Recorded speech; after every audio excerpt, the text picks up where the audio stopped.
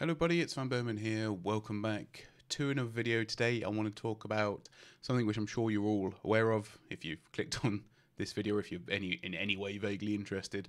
That's around the European Super League that has been, well, sort of signed off, or a letter of intent has been given by 12 of the biggest European clubs, which my supported club is a part of that, unfortunately. So it didn't surprise me, or wouldn't surprise me on the premise of it. But aside from all of that, I think my views do tend to echo a lot of other people's, and really echo UEFA's as well, in a sense. I think there's a few more sort of practical applications that perhaps need to be worked through, and maybe some stuff is a tad rash, I guess. I think, for example, one of the things that I don't agree with is that the players for those clubs can't play for their national teams. I don't think, especially with the upcoming Euros, that would be pretty abhorrent, seeing as they're not even planning on starting this until August, if it does go ahead. And at that point, none of the players will even have played in those leagues. And also, they are still nationals of their countries, or for their countries. So I think that in a practical sense, very unlikely to ever garner any real traction. But I do think, and I'm fully on board with the idea that I've heard banning around about sanctions on clubs, specifically for this season, and going especially, and maybe even going forward as well. I don't think necessarily there is any real cause to kick the 6 clubs out of the Premier League. I'll just name them for posterity's sake. So you've got Arsenal, Chelsea, Manchester United, Manchester City, Liverpool, and Tottenham Hotspur. So, 6 of the biggest clubs in the country. Maybe not as per the league table, but we can, talk about that as and when it is necessary, I suppose. I think in terms of they're definitely 6 of the biggest Premier League era clubs in terms of qualification for European competition. I know we can make we can make arguments for other clubs in there as well, like Blackburn, for example, and Leicester City. I'm trying to think if anyone else has got particularly far in the Champions League out of those 6 in British clubs. I can't think that they have. Doesn't mean they haven't, but still, you would be hard pressed, really, sort of, in the last 50 or so years, to argue that many other English clubs have achieved more than those 6 have. I think that's probably what I would say. So I can sort of see, why there is the appeal. I think the appeal for those clubs, I think it is down to the nationality of the owners. I think it's been well documented that, very much in American sport, it is franchised. I'm not particularly 100% sure how they do the drafts and stuff for players. I can't imagine anything like that ever coming in. But we're at a stage where you're in the competition all the time without any tiers, and I think that's one of the things that makes, especially British football, what it is. I don't think you need me to sit here and explain the beauty of the football pyramid of non-league football, of League 2 to League 1 to the absolute massively unpredictable nature of the Championship. I personally think the Championship is one of the best leagues in the world for that, and because of the playoffs, the huge risk and reward of being in there, or going up to the Premiership or not. I think there's a lot of magic in there, and it really does. It drives competition, and I think that you see that because there's a good amount of Championship clubs that come up and do really well in the Premiership. Because they have to innovate, because they have to play a certain way, or play a way that is different to maybe the rest of the other Premier League clubs play.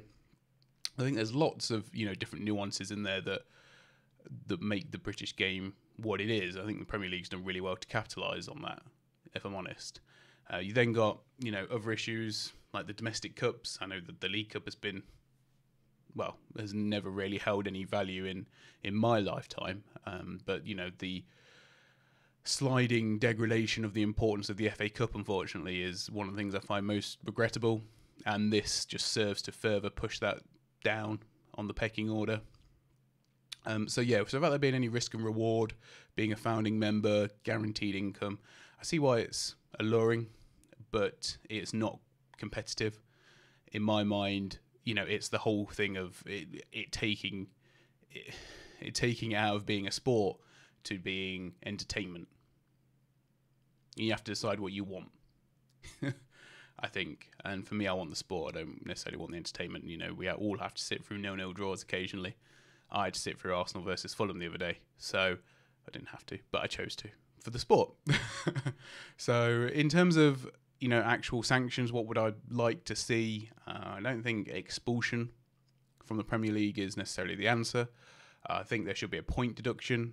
So I ran in my head that I would like to see 12 points, which still places. I had a quick look before I started filming this because I wanted to see what impact it would have. So 12 points still puts City on top. It moves Manchester United to third. It drops Chelsea and Liverpool outside, and Spurs, I guess, outside of the European spots, even though I don't think Spurs in the European spots. I don't know. Anyway, and it puts Arsenal like 5 points clear of relegation, I think. So it doesn't really have that much of a tangible impact. I guess the teams it affects the most are Chelsea and Liverpool, especially for Champions League places. But it does guarantee that, or pretty much guarantees that teams like Leicester and West Ham and Everton will see European football next season, which would be a good turn off the back of this, in my opinion. And we could go further.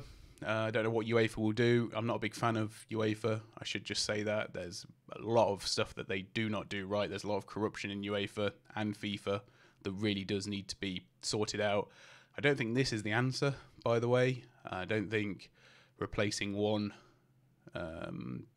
corruption for a clear, blatant another one is the answer. At least there is the sanctity to uphold it as a sport, I guess. I mean, should be your absolutely bare minimum of ownership over the game. And yeah, I think I sort of toyed with the idea of maybe these clubs should have relegation from the Premier League.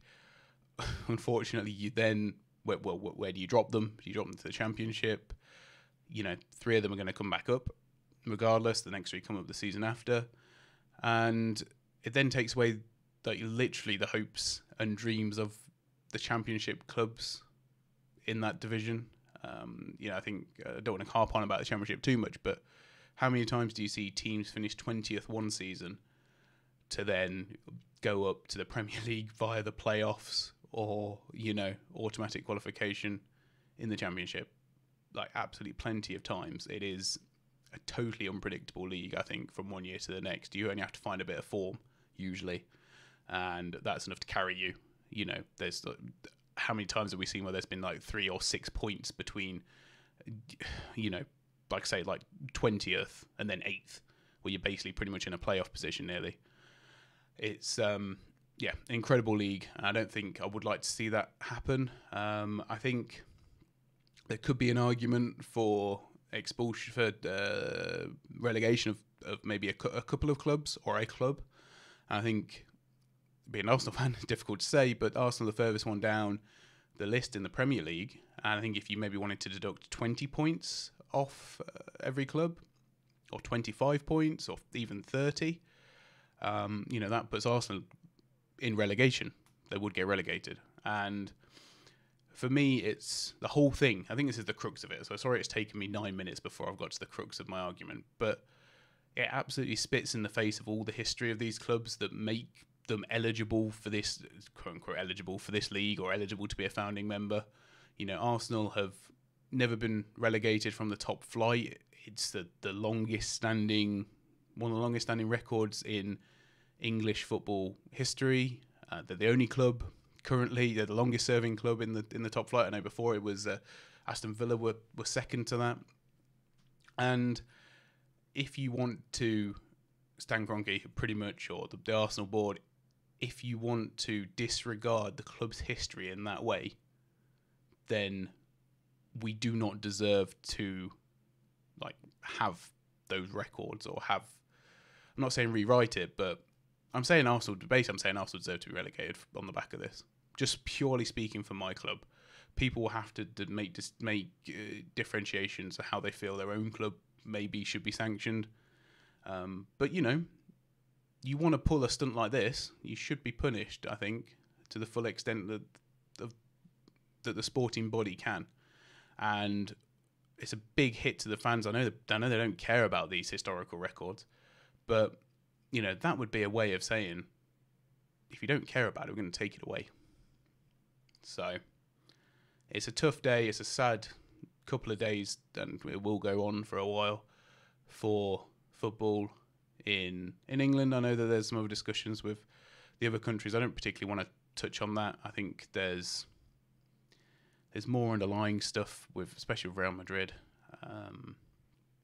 You know, just about the pure abhorrent amounts of debt that they're trying to write off by joining this league.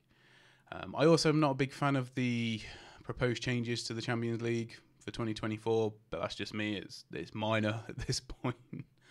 And you know, I think Leeds United got it right the other night. You know, football is for the fans. I think you want to be in these competitions. You want to win FA Cup. Well, you don't want to win FA Cups, but you want to be in these competitions. You want to qualify for them. You have to earn the right to do that. That's why it's a sport. And despite all the other issues that I have with how the game has developed, this is by far the worst thing I've seen in my lifetime anyway for that. So that's all I would say on this one for now. I don't know where I'll really go with it. I can't support Arsenal in good conscience if they do go ahead with moving to this league. I've already felt fairly disenfranchised for a long while that it's, you know, we're not upholding the values that we should be upholding as Arsenal Football Club, and it saddens me to think they might not get to enjoy the sort of the passion and the topsy-turvy nature of how football games can go. So yeah, I'm not sure if I would pick another club to support. It sounds bizarre, doesn't it, really? But it is something I would think about at the time, because, you know, I think for me personally, you know, I played a lot of football as a kid, just down the park and whatever, and there's a strong emotional attachment to it. To try and break that with a club that I've been supporting pretty much all my life, to someone else, it would have, it's got to be for sporting reasons, I guess. There'd probably be, you know, a team that's very local to where I am, I imagine, and it'd have to be, you know, a team that demonstrates the qualities that I want to see from a football club, I guess.